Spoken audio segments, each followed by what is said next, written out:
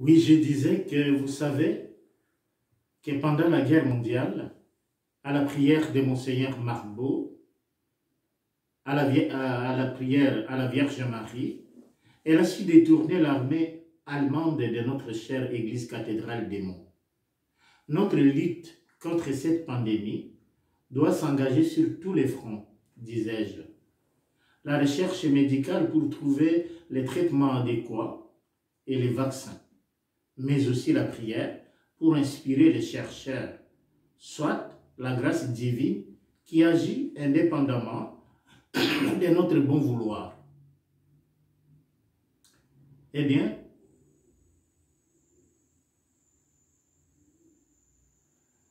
c'est ainsi qu'au cours de ces mois de mai, mois dédié à la Vierge Marie, nous, vos prêtres de Damarie-les-Lys La Rochette, nous vous recommandons ardemment la prière du chapelet.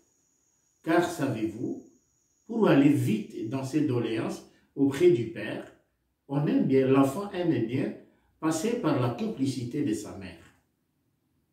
Quelqu'un me racontait un jour une anecdote sur un incident qui s'est passé au ciel. Un jour, Dieu le Père a décidé de faire le tour du ciel. Mais à sa grande surprise, il remarque que le ciel était rempli de malfaiteurs, de bandits des grands chemins et de tueurs en série et de tous les malfrats qu'on peut imaginer. Le Saint-Père pose la question à Pierre. Pierre, que se passe-t-il pour que tous ces malfaiteurs soient rendus ici au ciel? Pierre répond, très Saint-Père, moi-même je n'y comprends rien. Daignez m'accorder quelques instants, très Saint-Père. Je vais enquêter et je vous tiens au courant. Au bout de quelques temps, il revient vers le Saint-Père et lui dit, mon Seigneur et mon Dieu, c'est la Vierge Marie qui a jeté sa longue chaîne de chapelet sur la terre, et de là, tous les grands pécheurs en ont profité pour rejoindre le ciel. Eh bien, la morale de cette histoire est qu'on peut aussi passer par la Vierge Marie pour être attendu du Père et du Fils, et pourquoi pas mériter le ciel. Et donc, à ce mois de Marie, nous vous invitons, chers paroissiens et paroissiennes, à passer par la Vierge Marie pour présenter à Dieu vos doléances, vos demandes et vos prières. Quatrièmement, restons forts dans la tribulation. Un livre numérique au titre évocateur. Comme le dit le titre lui-même, ce livre est une tentative pour aider chacun et chacune en ces moments d'angoisse et de tribulation à être fort et avoir de l'espérance. Que je vous recommande fortement.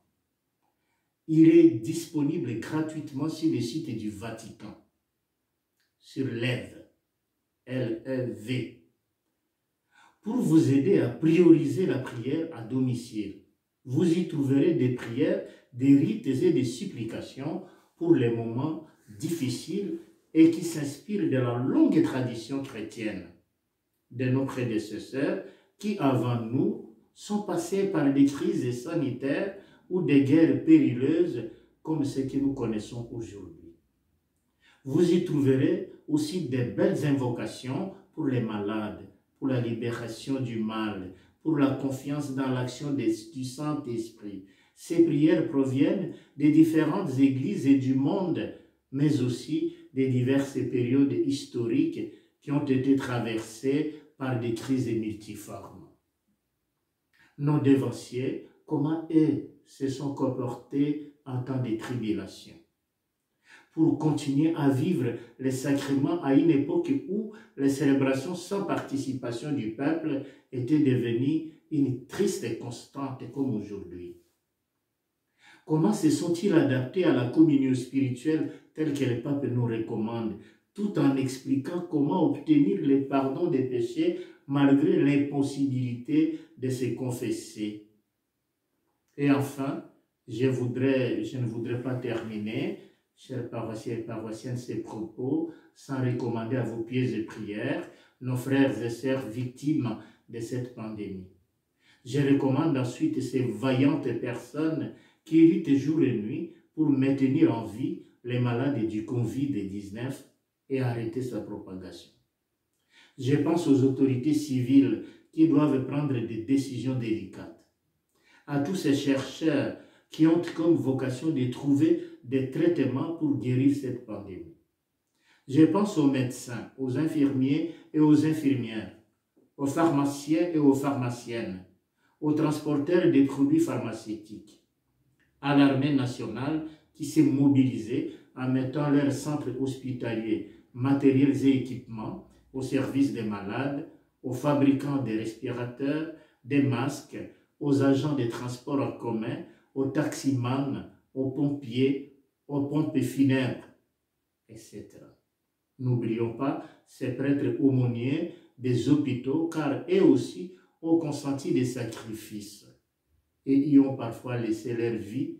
Et enfin, je pense au pape François, suffisamment peiné par cette crise sanitaire, dont j'ai le signe honneur de vous lire la teneur de sa lettre adressée à tous les fidèles du monde pour ce mois de mai, mois des rosaires. Lettre du pape François à tous les fidèles pour le mois de mai 2020. Chers frères et sœurs, le mois de mai est désormais tout proche. Mois où le peuple de Dieu exprime avec une particulière intensité son amour et sa dévotion pour la Vierge Marie. Il est de tradition en ces mois de prier les rosaires à la maison, en famille. Une dimension, la dimension domestique, que les restrictions de la pandémie nous ont contraints à valoriser également du point de vue spirituel. J'ai donc pensé proposer à tous de redécouvrir la beauté de prier les rosaires à la maison pendant les mois de mai. On peut le faire ensemble ou personnellement. C'est à vous de choisir selon les situations en évaluant les deux possibilités. Mais de toute manière, il y a un secret pour les faire, la simplicité. Et il est facile de trouver aussi sur Internet des bons modèles de prière à suivre. De plus, je vous offre les textes des deux prières à la Vierge que vous pourrez réciter à la fin du rosaire et que je réciterai moi-même pendant les mois de mai, unis à vous spirituellement. Je les joins à cette lettre de sorte qu'elle soit mise à la disposition de tous. Chers frères et sœurs, contemplez ensemble le visage du Christ avec le cœur de Marie, notre mère, nous rendra encore plus unis comme famille spirituelle et nous aidera à surmonter cette épreuve. Je prierai pour vous, spécialement pour ceux qui souffrent le plus. Et vous, s'il vous plaît, priez pour moi. Je vous remercie et vous bénis de tout cœur. Rome, Saint-Jean de Latran, le 25 avril 2020, en la fête de Saint-Marc, l'évangéliste. Et je vais dire maintenant la prière. Ô Marie, tu resplendis toujours sur notre chemin, comme signe de salut et d'espérance. Nous nous confions à toi, santé des malades, qui auprès de la croix, a été associée à la douleur de Jésus en maintenant la foi ferme. Toi, salut du peuple romain, tu sais de quoi nous avons besoin, et nous sommes certains que tu veilleras, afin que comme à Cana de Galilée, puisse revenir la joie et la fête après ces moments d'épreuve. Aide-nous, Mère du divin amour, à nous conformer à la volonté du Père et à faire ce que nous dira Jésus qui a pris sur lui nos souffrances et s'est chargé de nos douleurs pour nous conduire à travers la croix à la joie de la résurrection. Amen. Et la deuxième dont il a parlé, sous ta protection, nous nous réfugions, Sainte Mère de Dieu. Dans la présente situation dramatique, chargée de souffrances et d'angoisse, qui frappe le monde entier, nous recourons à toi, Mère de Dieu et notre Mère, et nous cherchons refuge sous ta protection. Ô Vierge Marie, tourne vers nous tes yeux miséricordieux dans cette pandémie du coronavirus et réconforte ceux et celles qui sont perdus et qui pleurent leurs proches qui sont morts, enterrés parfois d'une manière qui blesse l'âme. Soutiens ceux qui sont angoissés par les personnes malades auprès desquelles, pour empêcher la contagion, ils ne peuvent être proches. Suscite la confiance en celui qui est inquiet pour l'avenir incertain et pour les conséquences sur l'économie et sur le travail. Mère de Dieu, notre Mère, implore pour nous, Mère de Dieu, Père de miséricorde, que cette dure épreuve finisse et que revienne un horizon d'espérance et de paix. Comme Canaan intervient auprès de ton divin Fils en lui demandant de réconforter les familles des malades et des victimes et d'ouvrir leur cœur à la confiance. Protège les médecins, les infirmiers et les infirmières, les personnels sanitaires, les volontaires qui, en cette période d'urgence, sont en première ligne et risquent leur vie pour sauver d'autres vies. Accompagne leur fatigue héroïque et donne leur force, bonté et santé. Sois aux côtés de ceux qui, nuit et jour, assistent les malades, ainsi que des prêtres qui, avec sollicitude pastorale et engagement évangélique, cherchent à aider et à soutenir chacun. Vierge sainte, éclaire l'esprit des hommes et des femmes des sciences pour qu'ils trouvent de justes solutions pour vaincre ces virus. Assiste les responsables des nations pour qu'ils œuvrent avec sagesse, sollicitude et générosité en secourant ce qui manque du nécessaire pour vivre en programmant des solutions sociales et économiques avec clairvoyance et avec esprit de solidarité.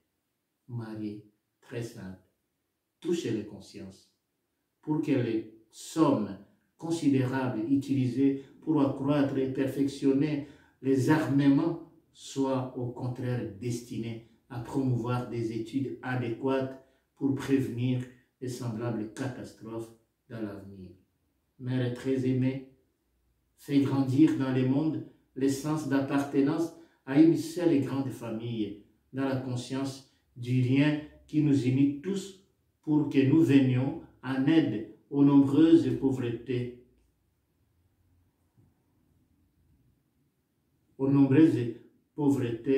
que connaît notre monde.